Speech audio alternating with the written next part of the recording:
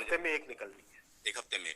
दूसरा सवाल ये है कि जब हम रोजगार की बात करते हैं तो रेलवे को लेकर लोगों की उम्मीद रहती है कि रोजगार आएंगे, और जब पिछला जनरल इलेक्शन था उससे पहले एक तरीके से अभी 1,54,000 लोगों का रोजगार कंप्लीट हुआ है। 1,54,000 लोगों का, 1.5 लाख लोगों का रोजगार अभी कंप्लीट हुआ है। एम्प्लॉयमेंट ऑर्डर्स मिल गए, लोगों का रजिस्ट्रेशन हो गया, आगे जॉब में अब उनके ट्रेनिंग के लिए लोग जाने लगे। जैसे ही प्रोसेस कंप्लीट हुआ, नेक्स्ट प्रोसेस चालू हुआ। बहुत लंबे समय से सबकी डिमांड थी कि इसको एनुअल बनाया जाए। एनुअल इसलिए बनाया जाए, अगर 4-4, 5-5 साल के गैप में आता है तो कई लोगों की एज निकल जाती है उसमें से, राइट। इसीलिए अब एनुअल सिस्टम की तरफ मूव कर रहे हैं।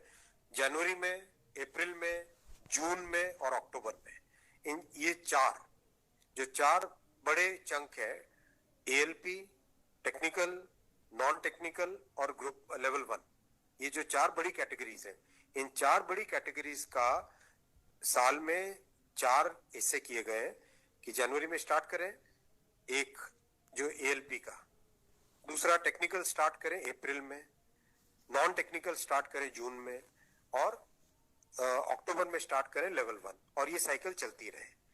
इस प्रोसेस पे सारे के सारे कैंडिडेट्स की डिमांड लंबे टाइम से रही है कि 4-4 साल का जो फेज होता है, 5 साल का फेज होता है, कई लोग एज बार हो जाते हैं उसमें। एक हर साल आपको अपॉर्चुनिटी मिलती रहेगी तो सबको अपॉर्चुनिटी मिलेगी।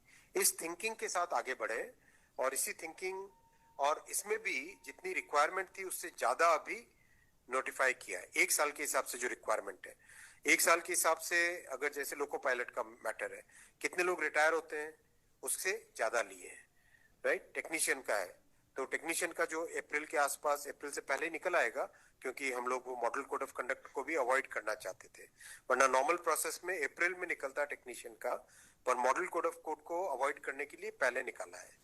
तो जनवरी, अप्रैल, जून, अक्टूबर, फिर अगले साल वापस जनवरी, अप्रैल, जून, अक्टूबर, फिर अगले साल वापस, इस हिसाब से ये प्रोसेस कर रहे हैं। सर, एक साल में कितने जॉब्स निकलेंगे इसमें? डिपेंड करेगा जिसकी जितनी रिक्वायरमेंट है। हर एक जोन की अपनी अपनी रिक्वायरमेंट आती है, हर डिवीजन की रिक्वायरमेंट आती है, कोई एस्टिमेट नहीं, हर वर्कशॉप से आती है। एस्टिमेट बनता है, बन के ही तो निकलता है, फिर एस्टिमेट बन के निकलता है ना, फिर हर एक कैटेगरी के लिए अलग अलग बनता है। अभी 1.5 लाख लोगों को जॉब दिया। आप सोचो उस एग्जाम की कॉम्प्लेक्सिटी, 500 से ज्यादा शहर, कितनी शिफ्टें, 1000 से ज्यादा शिफ्टें, 15 लैंग्वेजेस, 1-1 करोड़ लोग एप्लीकेशन। कहीं पे कोई कंप्लेंट आई? 0 कंप्लेंट। कहीं पे कोई पेपर लीक? 0 paper leak.